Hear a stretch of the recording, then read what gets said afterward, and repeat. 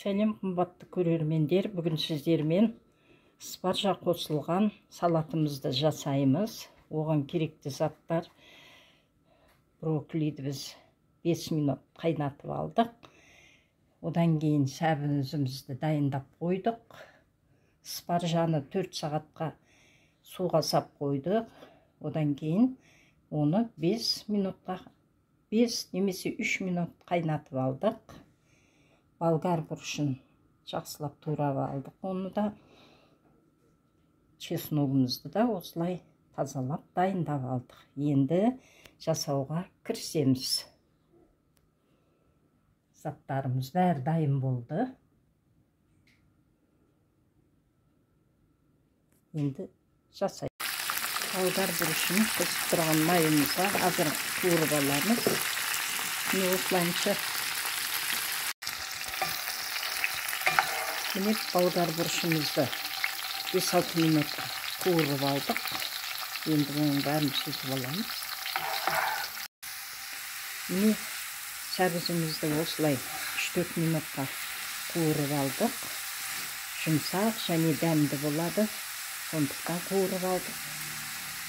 Сәбізіміз енді дәмді, жегенде жақсы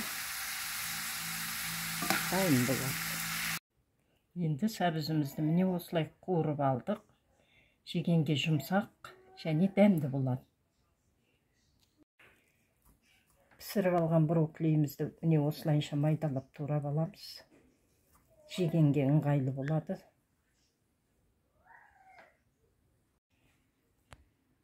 Міне брокколиді осылайынша майдалап турап алдық.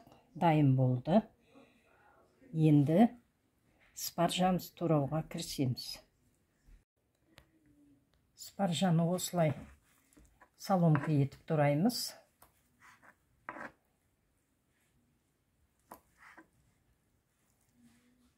Міне спаржаны осылай турап алдық. Дайын болды.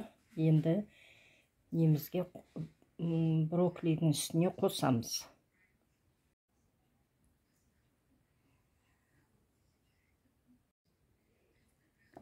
Міне дайын болған болгар бұрышымызды спаржаның үстіне салдық. Енді қуырып қойған сәбізімізді саламыз.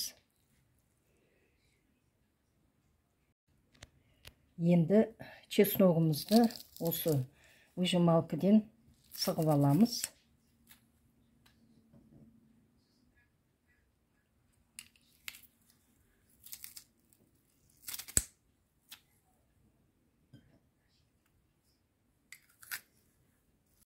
Міне бәрін дайындап қойдық. Енді бір жарты шай қасық тұз саламыз. Майда тұз. Оның үстіне қара бұрышымызды саламыз. Қара бұрыш сеуіп шығамыз.